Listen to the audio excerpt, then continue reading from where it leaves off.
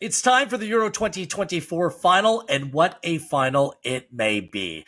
The best team collectively over the course of the tournament takes on a slow and steady side in terms of their build, but at the end, will it win the race? It's Spain, it's England. It's going to be played in Berlin on Sunday. And to break it down, I am Gareth Wheeler. He is Jake Osgathorpe. On paper, you can't ask for much more out of a final. Spain trying to secure a record-breaking fourth European championship, taking on England back-to-back finals for the English, and trying to break that drought dating back to 1966 without a major tournament trophy. What do you make of this final, Jake? On paper, it kind of delivers everything that you ask for and more, what you want to see when it comes to a final. Absolutely, yeah. And I think that in Spain, we've got a team that will actually have a go. They'll not change their approach or style whatsoever. That was the big question for me if we had France in the final, because you know what France can do. They just sit in, make it dour, and try and eke out a victory. But Spain, I think, will provide a bit of space for England and make it a very watchable game. And hopefully we see quite a few goals, but more in the Spanish net than the English net. Of course, the nation waits and hopes and dreams. Let's get into the markets provided on Pinnacle and some of the background for these two sides heading in to the highly anticipated final. For Spain, they've won 8 straight in all competitions, no losses in their last 9 overall, no clean sheets in their last 3. Under 4.5 cards is played in 6 of 8, and they've had less than 10.5 corners in 9 of 10 combined corners in games that they played in. They've won their last 3 major tournament finals they played in, and on the balance of it, they've had the toughest path on their way to the final, playing Croatia, Italy in the group stage, then having to get past both Germany and France in the knockout round. Dani Olmo's been a star player for this side, 3 goals and 2 assists, puts him as a front runner to win the Golden Boot. He's the first Spanish player to score in 3 straight at a major tournament. And remember, his role has just grown in prominence as this tournament's gone on, replacing the injured Pedri. 15 goal attempts over the course of the tournament as well. Spain, just like England, had to come from a goal down in their semifinal tie. Lamine Yamal, the 16-year-old, scored the wonder goal for Spain and has really captured the tournament headlines. Although they beat France 2-1, they lost the XG battle in that game, 0.79 to France's 1.26. For England, 3 wins, no losses in 6 overall, no clean sheets in their last 3. They played to the under 2.5 in 6 of 7. Both teams' scorers played in 4 of 5, and they've combined to have less than 10.5 corners in their last 6 games. They also went a goal down against the Netherlands. Xavi Simons with the early goal, a controversial penalty. Harry Kane drew it. Harry Kane finished before Ollie Watkins, improbable as it was in the 90th minute, a phenomenal strike, far post, placement over power to book England's ticket into the final. Declan Rice has played a prominent role in the England side, playing alongside Kobbie Mainoo in the midfield. He has more tackles in 12 and won back possession more times than any other player in the England team with 25. England have created just an average of 0.88 expected goals over the course of the Euro 2024 matches, but it's been good enough to reach this stage. Head-to-head, Spain no clean sheet in their last 3 against England. England no clean sheet in their last 4. They've combined to have less than 10.5 corners in 4 of their last 5. Their previous meeting just came in 2018, a while back in the Nations League. Played home and away. England won 3-2. Spain won 2-1. England all-time 14-3-10, edging it against Spain just by a little bit. As for the markets on Pinnacle, to win the final outright, Spain, they're priced at minus 148. England at plus 131. If you want to go the money line, how it plays out within 90 minutes, Spain to win at plus 151. The drop at plus 190, plus 252 for England. The Asian handicap is at a quarter of a goal, minus 0.25 at plus 110 if you want to back Spain. England, plus 0.25 at minus 119. The goal line shouldn't surprise. It's been there for a while now at these European Championships. It's set at 2. The over at minus 110, the under at even odds. Just for some context, 4 of the previous 7 Euro finals have gone to extra time, including the last 2, and only once in the last 7 has a game been decided by more than a goal. That was Spain just absolutely crushing Italy in 2012. So that's the context. That's the background to this one. Jake, it's all yours. The floor is yours. Break it down. What are the markets telling you ahead of this game? Yeah, I think it's a fascinating market because pre-tournament, England were obviously favourites. Spain, fourth or fifth favourites, depending on when you looked. But the fact that England are now almost huge outsiders to win the game in 90 minutes just seems a little bit wrong to me. I personally think that this should be a little bit closer.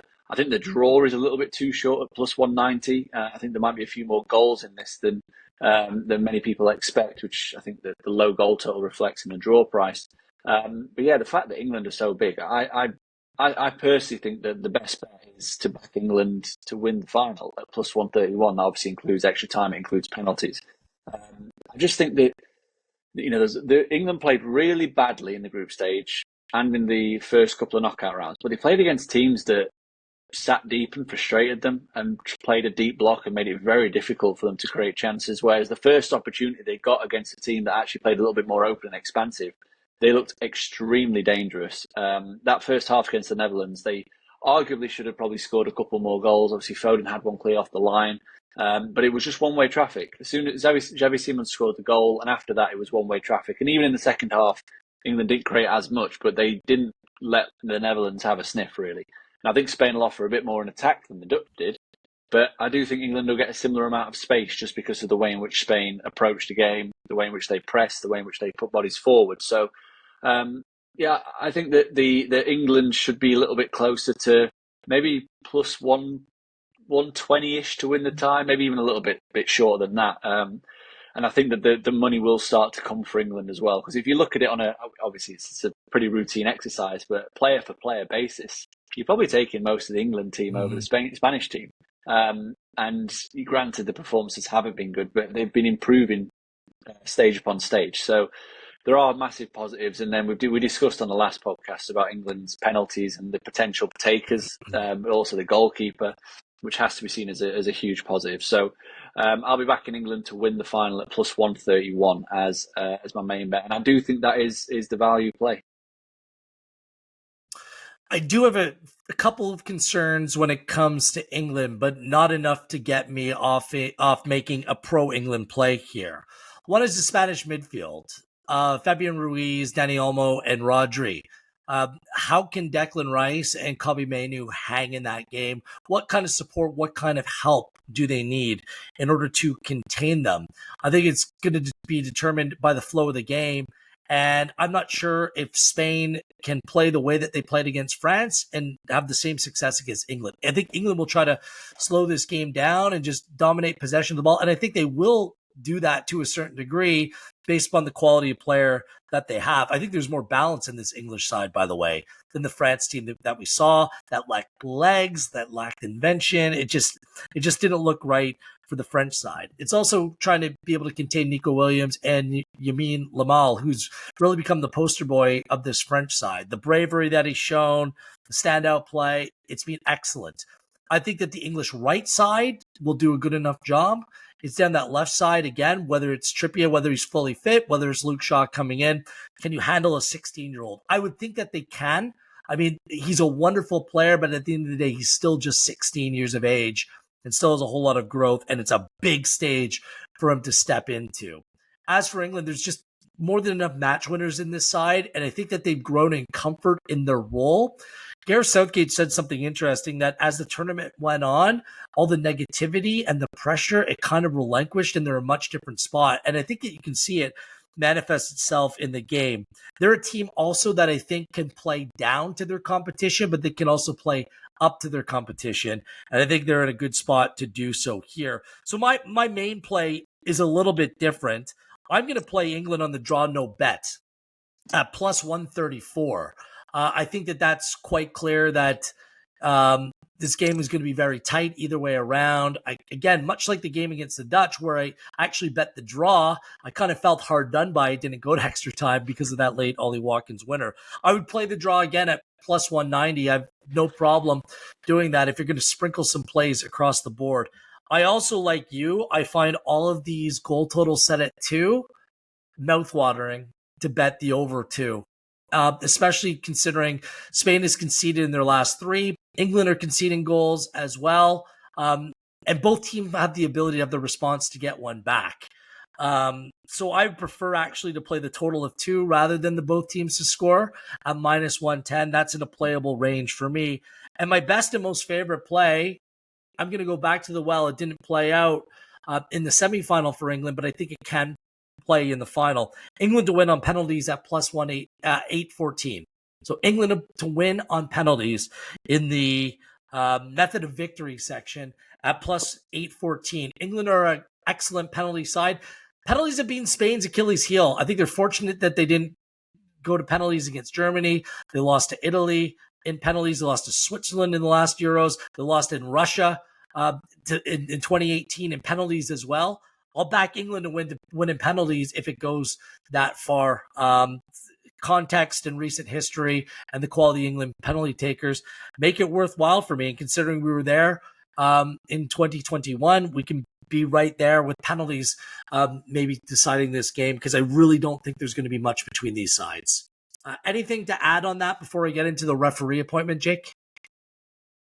No, I think the interesting match, you mentioned Rodri. I think he's going to be the key, because the way in which England's set up in this new system has almost a box midfield of Bellingham, Foden, Mainu and Rice. And I think Bellingham seems like the perfect player to just stick on Rodri and just say, just kick him, make sure he doesn't control the game. And I think if he does that and he does it effectively, then England will have a very good chance. I also just think that something that obviously it's going to get talked about more and more the closer we get to the match, but England's strength off the bench is unmatched in this competition. Like, they can call upon like top class players in every position, and different kind of players. You know, if they need to stretch the game out wide, they can bring Gordon on. If they need someone who can look after the ball, they can bring Cole Palmer on. If they need a direct target man, you can bring Tony on. If you need Watkins to stretch the defence, if there's a bit of space like he did last night, he can come on. If you need someone who can just run around and follow people and kick people, you've got Gallagher that can come on. If you get an injury at the back, you've got Konsa. So it's a really stacked England team, and I think that's why they've hung so tough in this competition. They've gone down early, but they've always finished strong in matches because of the bench. And I think if you look at that and compare it to Spain's bench, that's a huge advantage for England. Yeah, just quickly, the only real decision that Southgate looks like he'll have to make is if Trippier's good enough to go, or whether it be Luke Shaw at left back. For Spain, Lenormand and Carvajal come back into the side. And Alvaro Morata was taken out by like a steward after the game, and that might be something to monitor ahead of kickoff as well. As for the match official, it's Francois Letechier. He's a French official. He's just 35 years of age. He's presided over 3 other games in this tournament. There have been 10 bookings in those games, including he officiated a Spanish game, the 4-1 win over Georgia in the round of 16. Averaged 4.2 cards per match last season. And one of his high-profile matches was the 3-3 Man City Real Madrid. So a lot of familiar faces will be on the field for this final as well. What do you make of the appointment? And is there anything in the cards market that may stand out to you based upon that? Yeah, it's an interesting appointment.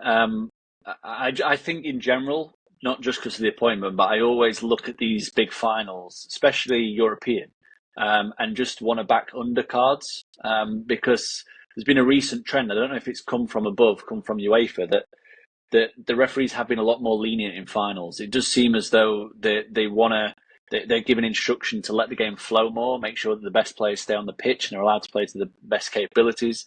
We saw that in the Champions League final. There's only 4 cards. We've seen that.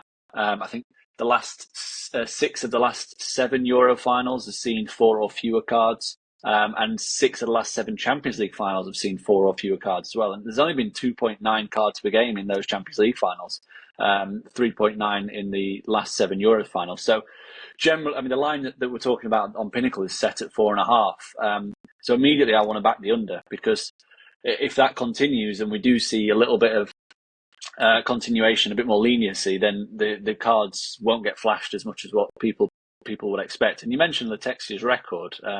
So he's refereed 18 UEFA matches this season. So that's qualifiers, Champions League, Europa League, obviously the Euros Championship. And he's averaged 3.7 cards per game. And under 4.5 has actually landed in 10 of those 18. So again, I'm leaning towards the under. And then you look at the big games he refereed. He refereed the Super Cup, UEFA Super Cup at the start of the season, where between Man City and Sevilla are renowned for picking cards up. There's only 3 cards in that game. You mentioned the Real Madrid Man City game. There's only 4 cards in that game. And Spain, so far at the Euros, 4 of the 6 matches have seen less than 4 cards, and England it's been half. So put that together, you've got 7 of the 12 combined, 58% strike rate. And ultimately, that means that there is value in backing under 4.5 bookings at -118. And that's a bet I'm definitely going to put up. Spain are very much an in-your-face team. They're the highest fouling team in the tournament. England win the most fouls at the tournament. So it could easily get out of hand. But we're just hoping that Letizia keeps his cards in his pocket for a little bit at least and just lets the game breathe. You hit the Navas caution in the semi-final. Do you have any other player props, players to pick up a caution, anything else that our listeners and viewers can perhaps jump on board with? Well, there aren't any booking prices up just yet, but I definitely would be potentially looking at Marc Cucurella. He's had a great tournament. Yeah, absolutely fantastic tournament for Spain. Yeah. But he's going to be up against Bukayo Saka, who is, absolutely dynamite at the moment. And I think the way in which Southgate set the team up, the way the new formation in which they're playing, I think it is to get the best out of him. I know he's technically playing at right wing back, but he's not really. And it does mean that he starts a bit deeper. He can drive on to play with the ball. So I think Cucurella could be in for a tough evening. And mainly because if you look at the player heat maps, the 2 wingers, Jamal and Williams, Jamal actually does a bit of tracking back to help his right back. Williams doesn't. Williams' heat map is very much in the opposition half. So Cucurella could be very, very well exposed, especially if you've got Foden drifting into that half space as well. Could be a difficult afternoon for him. So Cucurella, I'm not, like I said, the Pinnacle haven't got the prices up right now, but he'd be a player I'd be looking at. The only other player that I'd take a look at in the cards market, depending on what price, is Declan Rice, because this Spanish midfield, the movement of Olmo, Fabian Ruiz, and the way they play, I think that there's going to be a lot of action around him. I don't think that he is necessarily a foul machine, but based upon the way that this game could play out, Rice could really be a focal point in this game, and that would be the player that I'd watch just in terms of what that number might be in terms of the card markets. Any other props or anything else to look at, Jake? No, that's me done. Brilliant. And Jake, like the rest of the nation, will hope that it's coming home, even though I think that should be reserved for the World Cup. I agree. But still, a European Championship would be absolutely something else. So will it be Spain yet again, celebrating another Euro Championship? Will the drought come to an end for the English? Jake and I both backing pro-England plays. Let us know your thoughts as well. This has been a ton of fun. Hope you've got something out of it as well. He's Jake, I'm Wheels, and that's been your Euro 2024 final preview for Pinnacle.